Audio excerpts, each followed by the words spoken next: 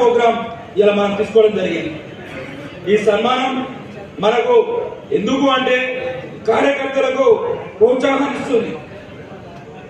ఇలా గుర్తింపు దొరకట్లేదు, పనిచేసినా కూడా గుర్తింపు దొరకలేదని చాలా మంది అంటున్నారు. ఇలా యువజన కాంగ్రెస్ గ్రామ స్థాయిలో బూత్ స్థాయిలో పనిచేస్తే దేశవ్యాప్తంగా తెలుస్తుంది. ఇలా మీరు యూజ్ చేసిన బూత్ చూడ క్యాంపెయిన్ ఐడి ఒకటి దేశవ్యాప్తంగా మన దేశ అఖిల భారత అధ్యక్షులు కానీ, మన కాంగ్రెస్ పార్టీ అధ్యక్షులు కానీ, మన రాష్ట్ర పిసిసి అధ్యక్షులు కానీ, మన దేశంలో ఉన్న ఏ కాంగ్రెస్ పార్టీ మన కాంగ్రెస్ పార్టీ కార్యకర్త కూడా ఇలా మన అందరం కనిపిస్తాం. ఇలా డోర్ టు డోర్ గ్రామ స్థాయిలో మేము పనిచేసింది ఇలా యాప్ లో కనిపిస్తుంది. కాబట్టి మీరు గ్రామ స్థాయిలో పనిచేయాలి. ఇప్పుడు మనకు సమయం లేదు, 45 రోజులు సమయం ఉన్నది. ఇలా ఆస్పిరెంట్ల గురించి ఆలోచించకండి. మనం ఒకటే గుర్తు, మనకు ఒకటే చేతి గుర్తు కింద పనిచేస్తున్నాం. మనం గతంలో 140 సంవత్సరాల చరిత్ర గల పార్టీ మన కాంగ్రెస్ పార్టీ. మన పార్టీకి యువజన కాంగ్రెస్ ఒక వెన్నుముక లాంటిది. ఇలా దేశంలో కాంగ్రెస్ పార్టీ సంక్షోభంలో ఉన్నది. గతంలో 1980లో యువజన కాంగ్రెస్ పాత్ర గ్రామ స్థాయిలో బూత్ స్థాయిలో పనిచేసి దేశంలో రాష్ట్రాల్లో అధికారంలో తీసుకొచ్చింది. అదేవిధంగా ఈ రోజు యువజన కాంగ్రెస్ గ్రామ స్థాయిలో పనిచేసి ఇలా రాష్ట్రంలో కానీ దేశంలో కూడా కాంగ్రెస్ పార్టీ అధికారంలో తీసుకొచ్చారని కోరుకుంటున్నాను. ఈ ఇంప్లిమెంటేషన్ ప్రోగ్రామ్ మొన్న జరిగినటువంటి హిమాచల్ ప్రదేశ్ లో ఇదే యువజన కాంగ్రెస్ తీసుకున్న ప్రోగ్రాం, గడప గడపకు యువజన కాంగ్రెస్ ప్రోగ్రాం మన కాంగ్రెస్ పార్టీ గతంలో చేసిన సంక్షేమ పథకాలను, ఇప్పుడు మనం చేయబోయే సంక్షేమ పథకాలను, హామీలను, మేనిఫెస్టోను ఇందులో చేర్చి మన గడప గడపకు తిరిగి హిమాచల్ ప్రదేశంలో ఇలా మనం అధికారంలోకి వచ్చినాం. అదేవిధంగా కర్ణాటకలో జరిగిన ఎలక్షన్ లో కూడా యువజన కాంగ్రెస్ పాత్ర కీలకమైనది. అక్కడ కూడా కాంగ్రెస్ పార్టీ మేనిఫెస్టోను గడప గడపకు యువజన కాంగ్రెస్ తీసుకొచ్చింది. ఇలా మన రాష్ట్రంలో కూడా గడప గడపకు యువజన కాంగ్రెస్ వెళుతుంది, ఇలా పనిచేస్తుందని ఇలా మీరందరి ఉదాహరణ. ఎందుకంటే ఇలా రాష్ట్రంలో 119 నియోజకవర్గాల్లో భువనగిరి నియోజకవర్గం ఇలా 4వ స్థానంలో ఉన్నది ఈరోజు.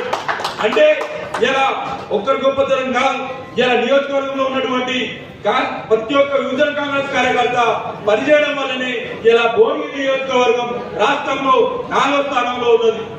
ఇప్పుడు సమయం లేదు కాబట్టి, ఇంకా 30 రోజులే ఉంది కాబట్టి మీరందరూ ఇంకా కష్టపడి పనిచేస్తే మాత్రం ఇక మనం టాప్ 1 లో కూడా ఇవాళ మన తెలంగాణలో ఉంటాం. అదే విధంగా మన జరిగిన హిమాచల్ ప్రదేశ్ లో, కర్ణాటకలో కూడా టాప్ 10 లో, టాప్ 1 లో 20,000 కొట్టే ఉన్నారు. ఇలా మనం కూడా భువనగిరి 25,000 దాటాలని చెప్పేసి కాంగ్రెస్ మన కార్యకర్తలందరికీ నేను తెలియజేసుకుంటున్నాను. మీరు ఒకటే మన ఆస్పిరెంట్ల గురించి ఆలోచించండి. మన అందరం కాంగ్రెస్ పార్టీ జెండా కింద పనిచేస్తున్నాం, చేతి గుర్తు కింద పనిచేస్తున్నాం. మీరందరూ ఆస్పిరెంట్ల గురించి లేట్ అవుతుంది అనే ఆలోచన మీరు మర్చిపోండి.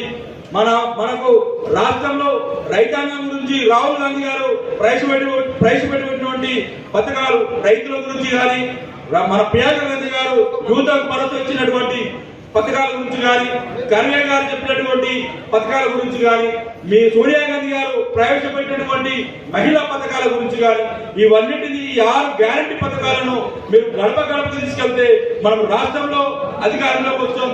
రానున్న ఎలక్షన్, పార్లమెంట్ ఎలక్షన్ లో కూడా మనం అధికారంలోకి రావడం జరుగుతుంది. కాబట్టి మనం అడుగు అడుగున ఇలా ప్రజలే మార్పు కోరుకుంటున్నారు. మనం చేయాల్సింది ఒకటే, మన మేనిఫెస్టోను గడప గడపకు తీసుకెళ్లడం. బూత్ స్థాయిలో మనం ఏం చేయాలి, ఎన్నికల సమయంలో మనం ఏ విధంగా ఉండాలి. మీరు ఒకటే, ఎవరు రారు, ఎవరు ఏం చేయరు.